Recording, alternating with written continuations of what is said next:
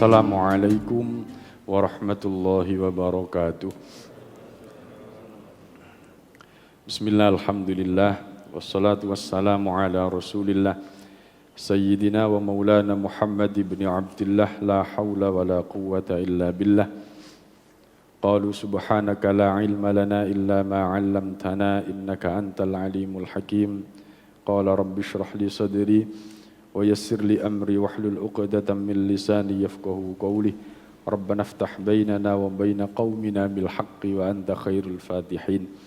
Hadirin jamaah salat subuh ingkang sami dimuliakan Allah. Monggo kita lanjutaken ngaji kita. Saderengipun monggo kita maos Fatihah ingkang kita hadiahaken dumateng Kanjeng Nabi Muhammad sallallahu alaihi wasallam.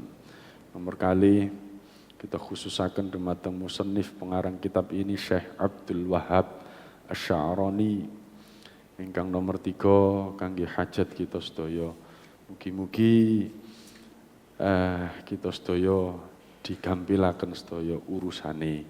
Al-Fatihah. A'udzu billahi minasy syaithanir rajim. Bismillahirrahmanirrahim. Alhamdulillahi rabbil alamin. Ar-Rahmanir Rahim. Maliki yaumiddin. Iyyaka na'budu wa iyyaka nasta'in. Ihdinas siratal mustaqim. Siratal ladzina an'amta 'alaihim ghairil maghdubi 'alaihim waladdallin. Amin. Bismillahirrahmanirrahim. Halaman nomor 6. Baris nomor kali. Nomor 6, baris nomor kali. Sampun kepanggih. Bismillahirrahmanirrahim.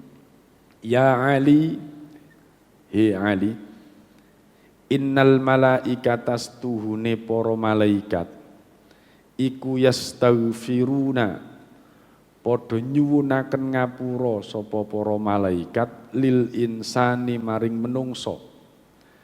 Madama selagine langgeng ala toha, madama selagine langgeng sapa al insan menungso ala toharotin ing atase sesuci.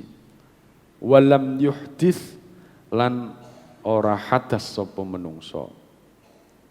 Niku tulisane yahdas. Walam yuhdits lan ora lan durung hadas.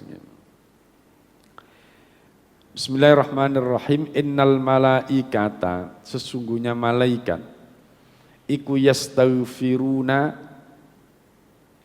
memintakan ampunan para malaikat itu lil insani kepada manusia madama ala toharotin selaginya orang tersebut masih dalam kondisi suci walam yuhdits dan belum berhadas. Nasihat Nabi Muhammad datang Ali ini menunjukkan bahwa bersuci itu penting. Bersuci itu penting. Kenapa? Karena kondisi suci itu diri kita akan senantiasa diliputi dengan para malaikat yang terus memintakan ampun kepada kita. Sama dengan kondisi kita belajar begini ini. Kita ini sangat bersyukur ada media untuk belajar. Dalam rangka memang tolabul ilmi, ya, mencari ilmu itu hukumnya wajib. Alhamdulillah panjenengan gak ada media ini. Untuk satu mungkin menggugurkan kewajiban kita. Karena sampai kapanpun kita ini punya kewajiban untuk mencari ilmu. Atas mencari ilmu ngeten niki para malaikat dan seluruh penghuni bumi, ya, termasuk di daratan maupun di lautan itu, ikan-ikan itu semua pada memintakan ampun kepada kita yang mencari ilmu atas ngeten niki. Jadi bersyukur panjenengan. Para malaikat itu memintakan ampun kepada orang-orang saat dia dalam kondisi bersuci. dalam kondisi suci. Sampai dia berhadas lagi. Sehingga sangat istimewa orang yang betul-betul bisa melanggengkan sucinya.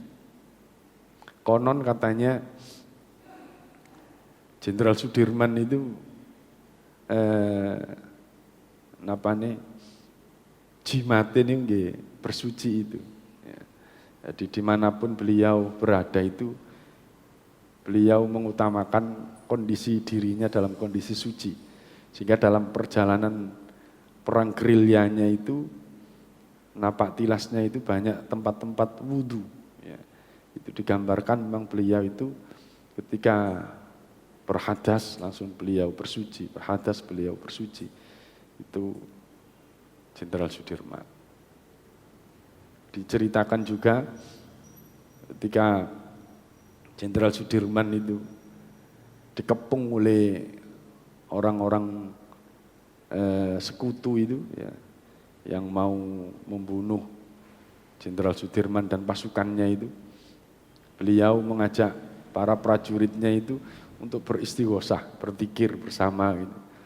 Padahal para sekutu itu sudah mengepung dirinya tapi tidak tahu keberadaan Jenderal Sudirman. Itu ada beberapa para sejarawan itu mengatakan begitu. Salah satunya ya keistimewaan dari orang yang berwudu, yang melanggengkan wudu. Jadi, sesungguhnya malaikat akan memintakan ampun kepada orang yang dalam kondisi suci sampai dia berhadas.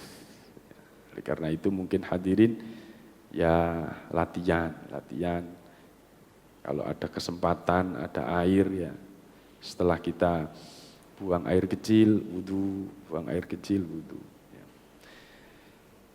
Bismillahirrahmanirrahim. Ya Ali, he Ali, manirtasala. Man utawi sapane wong irtasala kang atus sapa wong yaumal jum'ati ing dalem dina Jumat. Ghafara mongko ngapura sapa Allahu Gusti Allah lahu maring wong ma ing barang bainal jum'ati kang antarane Jumat ilal jum'ati maring Jumat kang weneh. Wa ja'ala lan dadekaken sapa Gusti Allah zalika ing mengkono-mengkono mazkur, menjadikan ya mandi Jum'ah tadi itu menjadi ampunan-ampunan tadi itu sawaban ing ganjaran. Jadikan jadi ganjaran fi qabrihi ing dalem kubure wong. Wasakulalan abot apa ganjaran ala mizanihi ing atase timbangane wong. Manirta salah barang siapa yang mandi yaumal jum'ati di hari Jumat, ghafarallahu maka Allah akan mengampuni dosanya. Ghafara maka Allah akan mengampuni lahu pada manusia itu ma bainal jum'ati ilal jum'ah, di antara Jum'ah dengan Jum'ah yang berikutnya. Nah, ini keistimewaan mandinya sholat Jum'ah. Mandinya untuk melakukan Jum'atan. Mandi Jum'ah itu sunnah napa wajib? Sunnah. Mandi sholat Jum'ah. Sepele, mandi ya Pak, aku bedino ya mandi. Tapi nek enten ilmune niku akhirnya ngerti dan dihayati. Aku tak mandi Jum'ah lah. Fadilai seperti ini. Muga-muga betul-betul aku iso diampuni dosaku seminggu yang akan datang. Sami kalian sholat itu. Ada di hadis lain itu antara Jum'ah yang pertama dengan Jum'ah berikutnya, antara sholat yang satu dengan sholat yang lainnya itu kafaratun, menjadi penebus dosa. Panjenengan sholat Jum'ah yang lalu ini akan diampuni dosa-dosanya sampai Jum'ah besok Jumatan. Sholat juga begitu.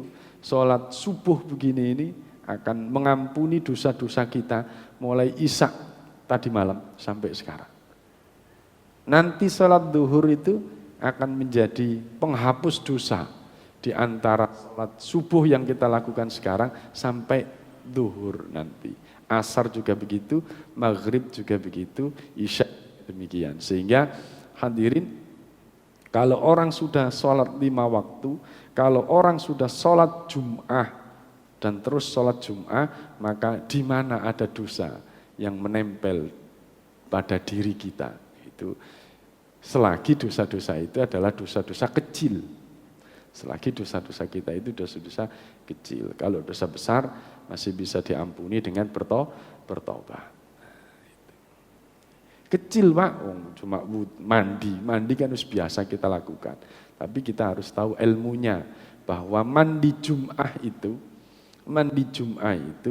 menghapus dosa-dosa kita, mengampuni dosa-dosa kita dari Jum'ah yang satu ke Jum'ah yang lain. Wa ja'ala dzalika tsawaban, dan menjadikan ampunan itu sebagai pahala. Selain ampunan itu untuk menghapus dosa-dosa itu, ampunan itu juga menjadi sebuah pahala nanti di kuburan kita. Wa thaqula ala mizanihi, dan akan menjadi pemberat di timbangan-timbangan kita nanti di akhirat. Jadi jangan sampai kita meremehkan ibadah-ibadah yang kecil. Ketika kita tahu faidah-faidah dari ibadah-ibadah itu, maka kita akan bisa lebih mantap dan juga akan sangat sangat perhatian terhadap ibadah-ibadah itu, tidak meremehkan. Bismillahirrahmanirrahim. Yang berikutnya, ya Ali, alaika bis-siwak, netepono sira, alaika netepono sira bis-siwaki kelawan siwak.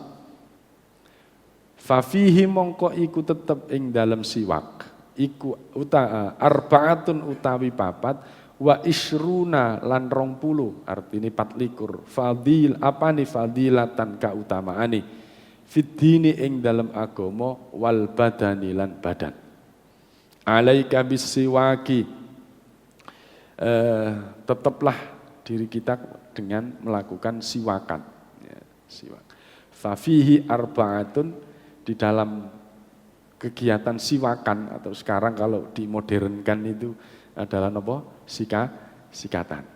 Itu ada 24 keutamaan fiddini menurut ilmu agama, wal badani, dan untuk badan kita. Siwakan. Di hadis itu dikatakan, jikalau umatku ini tidak merasa keberatan, maka siwak ini akan aku inikan.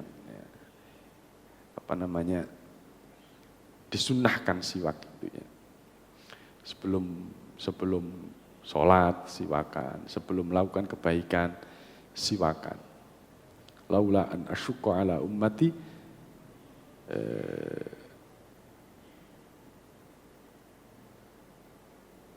la amartu bisiwak.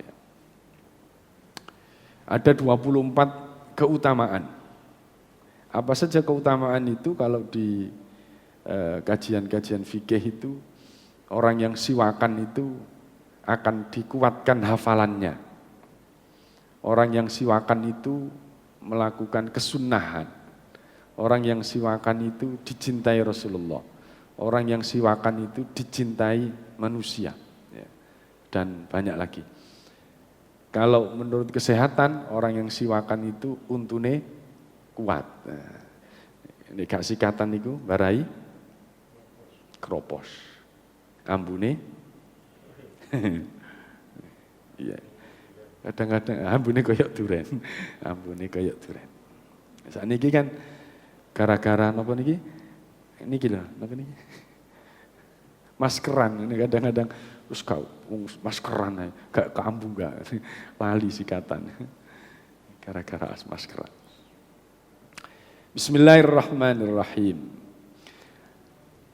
Ya Ali, alaika bis shalah. Alaika netepono sira bis sholati kelawan salat, fi auqatiha ing dalem pira-pira waktune salat. Fa innaha mongko setuhune salat iku ra'su kulli fadilatin pokoke saben-saben keutamaan. Wasana mulan pokoke kulli ibadatin saben-saben ibadah. Ya Ali alaika bis salati, tetaplah kamu dengan salat fi auqatiha pada waktu-waktunya. Kerjakan salat pada waktu-waktunya. Tepat pada waktunya. Enten sing guyonan tapi gak usah direken ya. Pak, itu kan ala waktiha di Al-Qur'an itu kan as-sholatu ala waktiha, sholatlah di atas waktunya, berarti tidak pas temenan ya gak apa-apa kan gitu ya. Ala waktiha. Ya gak apa-apa panjenengan. Tapi yang lebih utama adalah fi auqatiha, pada waktu-waktunya, pada waktu pasnya ya. Fa innaha ra'su kulli fadilatin, sesungguhnya sholat pada waktunya, tepat pada waktunya itu adalah ra'su kulli fadilatin, pokok-pokoknya keutamaan. Jadi, sholat yang pada waktunya itu pokok dari semua keutamaan, semua kebaikan-kebaikan. Sholawatan itu baik nama mboten? Baik. Terus melok kerja bakti niku baik nama mboten? Bantu tiang niku baik nama mboten? Baik. Pokoknya kebaikan-kebaikan niku itu adalah sholat.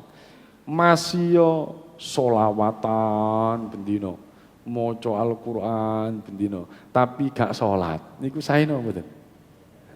Podo karo terus si Kiai Marzuki Mustamar itu podo karo wong sabuan tapi gak katoan. Ya napa? Wong sabuan gak katoan. Suibuk sabuan itu tapi gak katoan. Kira-kira ya napa? Gini ku paham. Jadi sing pokok niku kan katoan ini gua. Sabuane kan gaya api-apian ben gak melorot kan. Wong kok sibuk karo sabuane tapi gak katoan.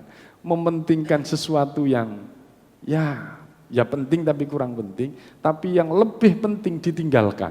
Ya yang ngisi-ngisi niku mah. Padha karo wong pingin bangun omah. Duwe tanah ombo. Iki lho omahku. Padahal seisine apa ditukokno sing apik-apik. Granite merek ana apa sing paling apik niku napa mereke? Nan Avanza, Avanza. Biyen jenenge apa merek sing apik dhewe lah. Tukokno genteng sing paling apik dhewe napa sampeyan sing apik dhewe. Munir napa ada Munir atau genteng napa lah. Apik dikumpulno nang gone tanahe sing gedhe. Iki lho omahku, kira-kira diguyu napa mboten? Endi omah? Isine depo bangunan. Kenapa? Karena oma itu baru dilihat sebagai oma kalau ada tiangnya kan begitu. Sehingga di dalam hadis itu dikatakan as-sholatu imaduddin. Salat itu tiangnya agama. Seseorang itu akan dikatakan beragama kalau ada tiangnya. Ada tiangnya. Apa tiangnya itu? Yaitu salat itu. Rumah itu akan dikatakan rumah yang terbangun. Rumah yang berdiri apabila rumah itu ada tiangnya. Yang lebih penting itu ya sholat itu. Sholat.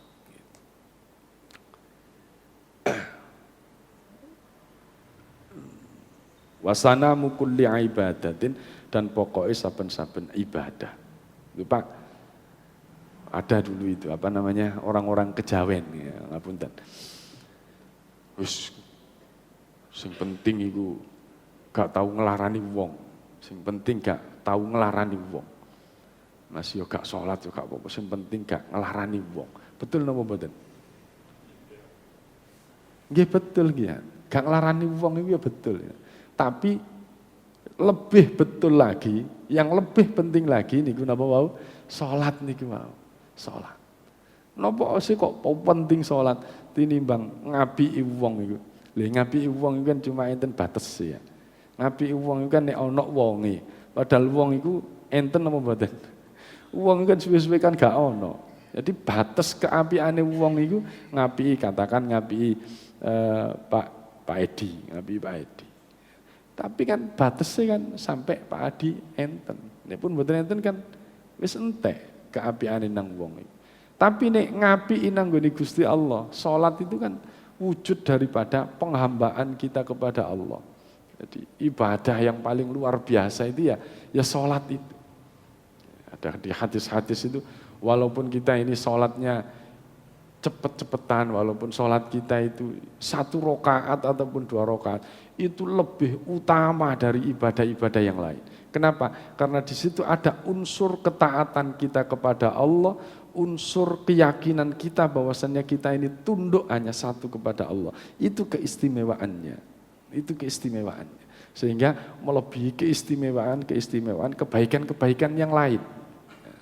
Jadi panjenengan aku iku sholat ping piro ini. Koyok sih galau gampang. Karena kita tidak tahu.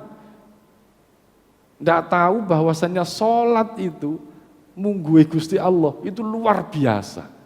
Panjenengan sudah bisa sholat, bisa melakukan sholat walaupun cuma sekali saja, itu sudah luar biasa. Itu sudah luar biasa. Ya, luar biasa. Jadi apapun yang dipandang oleh Allah itu padahal remeh-temeh, tapi kalau sudah dipandang Allah itu luar biasa. Atau masjid nih. Masjid ini di dalam hadis itu, ini menurut kita kan masjid Al-Hidayah yus koyok ngene wae lah, biasa. Tapi kalau sudah dipandang Allah, masjid niku napa menurut Gusti Allah? Napa? Baitullah. Omahe Gusti Allah. Pandangan Allah, omang ini kok omahe Gusti Allah. Berarti Allah nak gini. Gak usah ngomong tentang kedudukannya Allah nak gini apa tidak. Ini kedudukan di mata Allah. Masjid itu adalah rumahnya Allah. Di dalam hadis berikutnya itu dikatakan rumahnya Allah ini diibaratkan seperti rumahnya Allah yang menyinari para penduduk langit. Yang menyinari para penduduk langit seperti sinarnya bintang-bintang yang ada di langit menyinari orang-orang yang ada di bumi.